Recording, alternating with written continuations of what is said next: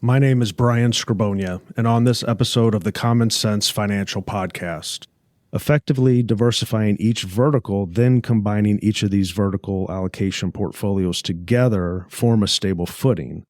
When something is tall and narrow, it becomes top-heavy, but adding width adds an element of stability, and that is a strategic way to think about your asset allocation. In other words, don't put all your eggs in one vertical basket.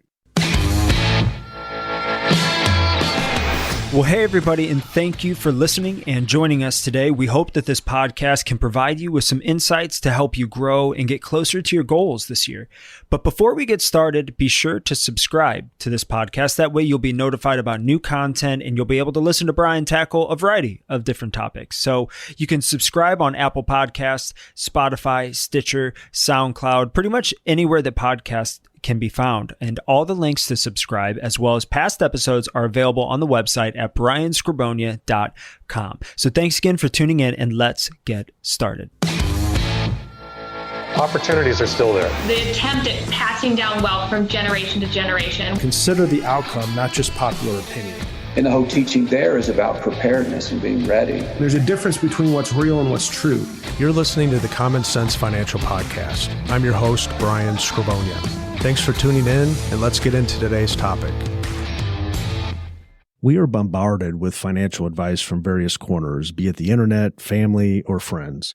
And while some tidbits may seem sound, they often lack depth and long-term vision, focusing more on immediate gains rather than comprehensive wealth building. Conventional wisdom such as paying off mortgages quickly, maxing out 401ks, or buying only term life insurance can be too short-sighted and, while well-intentioned, can lead to significant problems down the line. For instance, retirees that I speak with often who have aggressively paid off the low-interest mortgage, they may regret missing investment opportunities to grow their wealth when interest rates rise. And those who deferred taxes through retirement savings may face substantial tax burdens in their golden years. For wealth to be created, it may be time to begin thinking differently about this. Wealth isn't created by following rules of thumb, random one-size-fits-all fixes, or chasing trendy financial tips. It's about developing a custom-tailored strategy that facilitates wealth creation and prepares you for the future. What I find is that many people are often comfortable following ideas shared by their friends and coworkers, but really the wealthiest clients we work with aren't doing the same things as the 99%. They're operating on an entirely different plane. When I started my consulting firm at the age of 21, many thought it was risky and anticipated my failure. I was told to find a steady job with a steady paycheck. But fast forward 4 years, and I had grown that consulting business and was earning a six-figure income. I set out to do things different, and the success came from making informed, strategic decisions, and I resisted the wide path everyone else were following. So I encourage people to avoid rushing and applying random tidbits of information without first creating a comprehensive wealth strategy. And it begins with understanding best practices of our most successful clients to help reshape your thinking in 7 steps. First step is to know how your cash flow is flowing. The first step in building wealth is understanding cash flow. Cash flow isn't about monthly budgeting. It's a 12-month roadmap that outlines where your money will go, including savings, investments, and day-to-day expenses. It is a process of assigning your resources to specific priorities that helps move you closer to your goals. Effective cash flow management is about abundance and a focus on wealth creation. Budgeting, on the other hand, really operates in scarcity and measures success by such things as paying off debt or simply making ends meet. Wealth doesn't just magically form out of scarcity. Step 2 is really understanding your investment risk tolerance. So risk tolerance is personal, and it varies from one individual to another. And I often find that many investors carry far too much risk for their stated tolerance levels, but have really no way of gauging what risk they're carrying. It's really crucial to know where you fall on the risk spectrum and to work with a professional to help you tailor your investment strategy. To assist, there are various risk tolerance tests available that can help provide insight into your comfort level with different investment types to help you communicate with a professional. You can learn your risk score by following the link in my show notes and completing the questionnaire. Step number 3 is to learn your tax allocation. Managing taxes is an essential aspect of wealth management. Depending on your level of wealth now or in the future, Taxes can be 10% on the low side and upwards of 40+% on the higher end of your earnings. Knowing how to help mitigate tax liabilities is an essential aspect of building and keeping wealth. And while tax deferral methods like 401ks can be useful in some situations, they are not what we would consider comprehensive tax strategies. A deferral is not a savings. It's another word for delaying the inevitable. Knowing how to allocate assets to mitigate tax liabilities requires an understanding of your entire financial picture. This includes knowing how to title assets, where to save money, and which investment vehicles to choose or to avoid.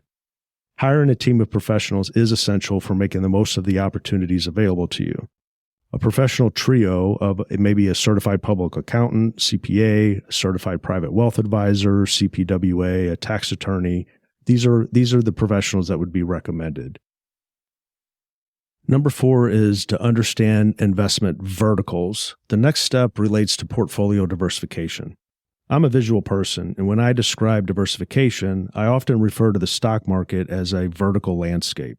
For instance, the more public market investments that are acquired, such things as stocks, bonds, and mutual funds, the deeper the portfolio vertically grows. But adding more of the same thing to your portfolio doesn't necessarily mitigate the exposure to the risk you're trying to diversify away from. That is where the horizontal allocation comes into view.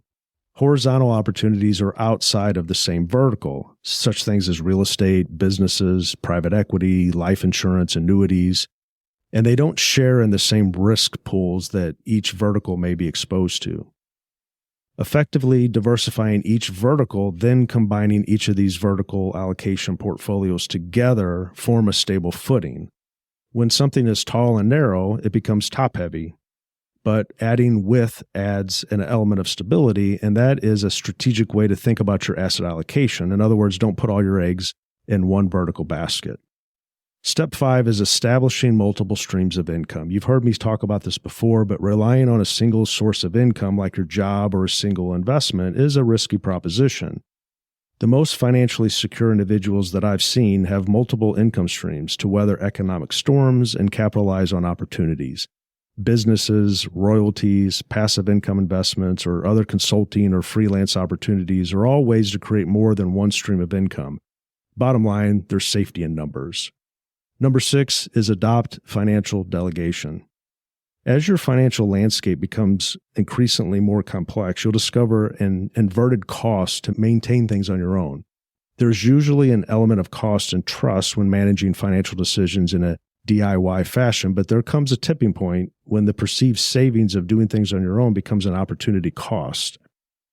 The complexities involved with wealth management require specialized support from professionals, and the cost of these professionals can often be investments into growing your wealth and situation to a new level that wouldn't have been achievable without the help. Delegating specific financial tasks to professionals like accountants, lawyers, and financial planners allows you to focus your time and effort on enjoying the benefits of having the help. This division of labor helps ensure that all aspects of your financial life are managed optimally. Don't be a jack of all trades and master of none. Step 7 is finding your purpose. So finding your purpose is essential to finding fulfillment. It's said that money can't buy you happiness, and while some would argue this point, scroll social media and you'll find that there are countless examples of miserably wealthy people. Money certainly makes things easier and affords some privileged experiences, but happiness is derived from inside of ourselves. I'll spare you the psychology lesson, but I can speak from my own personal experience that you'll never have enough money, and there's always something more to achieve. Answering the question of what you would do or commit your life to if money was not the motivation can offer insight into what you feel like your purpose is. Building wealth is not about quick fixes or following the herd. It's about strategic, informed decision-making. It requires an opportunity that looks at cash flow, risk tolerance, tax allocation, diverse investments, multiple income streams, financial delegation, and purpose. By applying these 7 indispensable steps in your wealth strategy, you place yourself in an optimal position for not just surviving the complexities of the modern financial landscape, but thriving in them. The path to significant wealth is paved with informed decisions and strategic action, not shortcuts and trendy tips. For more resources about wealth creation, you can visit my website at brianscribonia.com/resources. I'll also link to that in my show notes. That concludes today's show. I'm Brian Scribonia. Thank you for listening to the Common Sense Financial Podcast.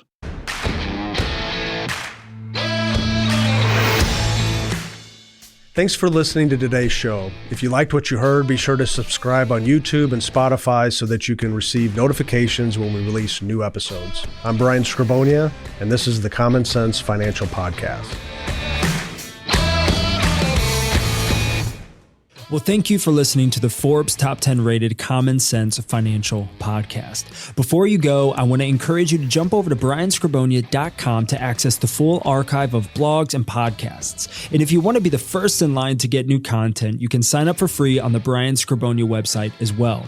If you're not following Brian on all the social channels, we'd love to have you join in on the conversation. Instagram, Facebook, LinkedIn, Twitter, he's there. Lastly, if you've enjoyed listening to today's podcast, or if you have found value in any of our content, help spread the word by sharing our videos, podcasts, and posts wherever you get them.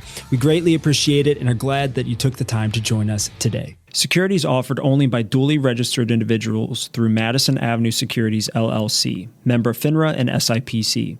Advisory services offered only by duly registered individuals through Scribonia Wealth Management, a registered investment advisor. Tax services offered only through Scribonia Tax Consulting. Mass does not offer billed banking or tax advice. Scribonia Financial Group, LLC, Scribonia Wealth Management, LLC, Scribonia Insurance Services, LLC, Scribonia Tax Consulting, and billed banking are not affiliated with Mass. Scribonia Wealth Management, LLC is a registered investment advisor. Advisory services are only offered to clients and prospective clients where Scribonia Wealth Management, LLC and its representatives are properly licensed or exempt from licensure.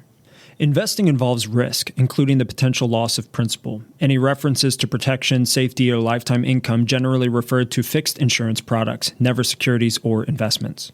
Insurance guarantees are backed by the financial strength and claims-paying ability of the issuing carrier. This podcast is intended for informational purposes only. It is not intended to be used as the sole basis for financial decisions, nor should it be construed as advice designed to meet the particular needs of an individual situation. Billed banking is a DBA of Scribonia Insurance Services, LLC. Benefits and guarantees are based on the claims-paying ability of the insurance company, not FDIC-insured. Results may vary. Any descriptions involving life insurance policies and its use as an alternative form of financing or risk management techniques are provided for illustration purposes only, will not apply in all situations, may not be fully indicative of any present or future investments, and may be changed at the discretion of the insurance carrier, general partner, and/or manager, and are not intended to reflect guarantees on securities performance. The term billed banking, private banking alternatives, or specially designed life insurance contracts are not meant to insinuate that the issuer is creating a real bank for its clients or communicating that life insurance companies are the same as traditional banking institutions. This material is educational in nature and should not be deemed as a solicitation of any specific product or service. Billed banking is offered by Scribonia Insurance Services, LLC only and is not offered by Madison Avenue Securities, LLC. Our firm is not permitted to offer, and no statement made during this show shall constitute tax or legal advice. Our firm is not affiliated with or endorsed by the U.S. government or any governmental agency. The information and opinions contained herein, provided by the third parties, have been obtained from sources believed to be reliable, but accuracy and completeness cannot be guaranteed by our firm. References to billed banking, private banking alternatives, or specially designed life insurance contracts are not meant to insinuate that the issuer is creating a real bank for its clients or communicating that life insurance companies are the same as traditional banking institutions. This material is informational in nature and should not be deemed as a solicitation of any specific product or service. Billed banking is not FDIC insured. Billed banking is offered by Scribonia Insurance Services, LLC only, and is not offered by Madison Avenue Securities, LLC, nor Scribonia Wealth Management, LLC.